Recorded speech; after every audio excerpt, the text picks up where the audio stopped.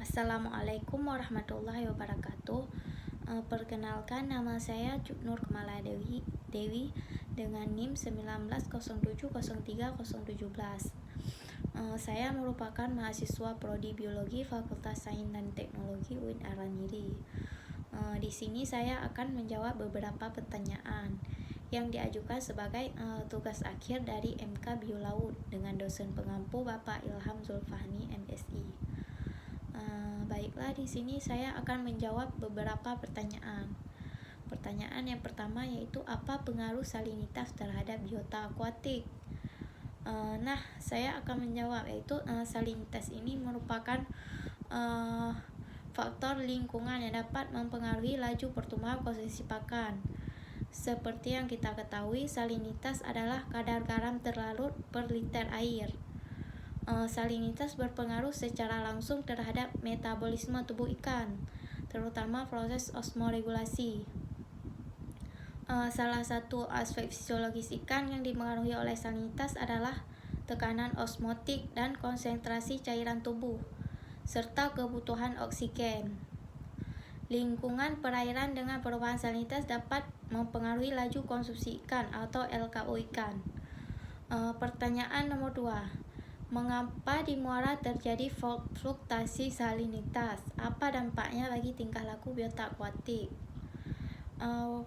Fluktuasi salinitas ini dapat terjadi karena terjadinya perubahan musim. Fluktuasi salinitas ini seperti yang kita ketahui merupakan perubahan kadar garam.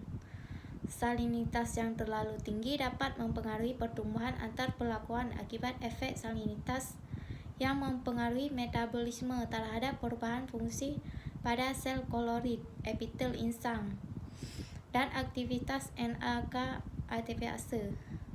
Pengaruh tersebut menyerap energi yang seharusnya untuk pertumbuhan dan digunakan sebagai sumber energi pada perubahan proses metabolisme tersebut.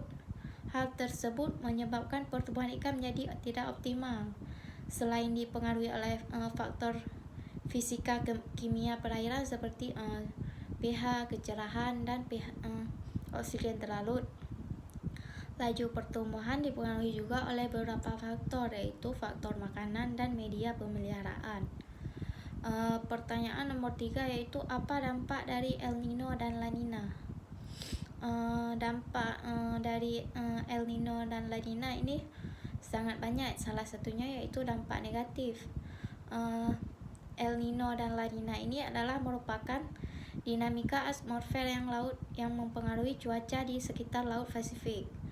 El Nino merupakan salah satu bentuk penyimpangan iklim di Samudra Pasifik yang ditandai dengan kenaikan suhu permukaan laut di daerah Khatulistiwa bagian tengah dan timur.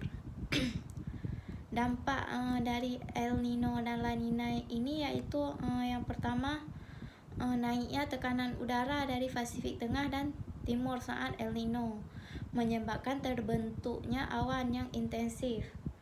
Dampak yang kedua yaitu turunnya tekanan udara di Pasifik Tengah dan Timur saat La Nina menjadi hambatan terbentuknya awan di daerah ini, sehingga mengalami kekeringan.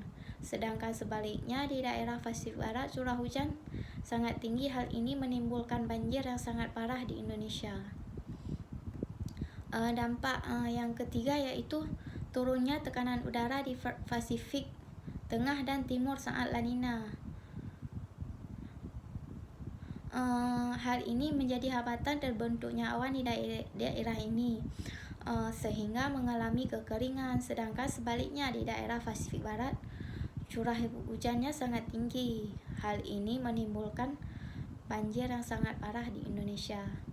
Dampak yang keempat yaitu meningkatnya suhu permukaan laut yang biasanya dingin di perairan mengakibatkan perairan yang tadinya subur akan menjadi sebaliknya. Hal ini menyebabkan nelayan kesulitan mendapatkan ikan di perairan.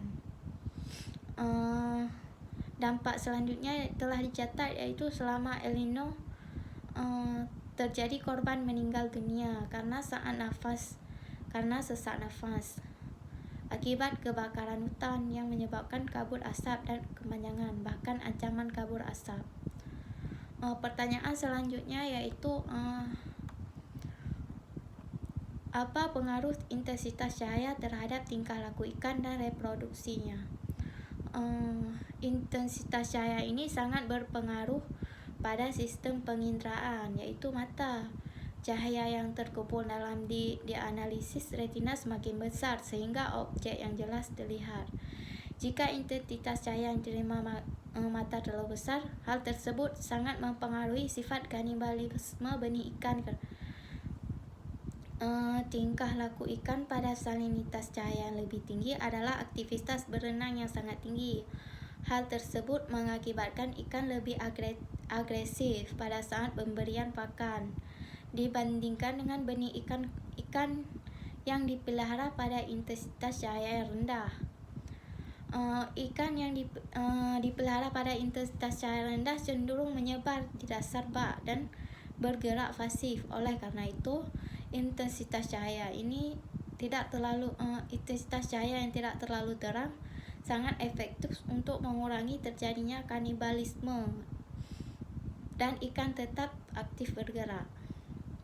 Pertanyaan nomor 5 yaitu mengapa plankton disebut sebagai bioindikator dan produsen primer? Seperti yang kita ketahui, plankton ini merupakan salah satu produsen bagi biota akuatik, yaitu sebagai makanan. Dengan adanya plankton ini maka ekosistemnya tetap stabil. Dampaknya kenapa disebut sebagai bioindikator? Karena plankton ini adalah salah satu biota yang dapat digunakan sebagai parameter biologi. Sebagai organisme yang hidup di perairan, plankton ini sangat peka terhadap perubahan kualitas air tempat hidupnya, sehingga berpengaruh terhadap komposisi dan kelimpahannya, tergantung pada toleransinya terhadap perubahan lingkungan. Sehingga organisme ini sering dipakai sebagai indikator tingkat pencemaran suatu perairan. Plankton merupakan salah satu kelompok yang penting dalam ekosistem perairan, sehubungan dengan peranannya sebagai organisme kunci dalam jaringan makanan.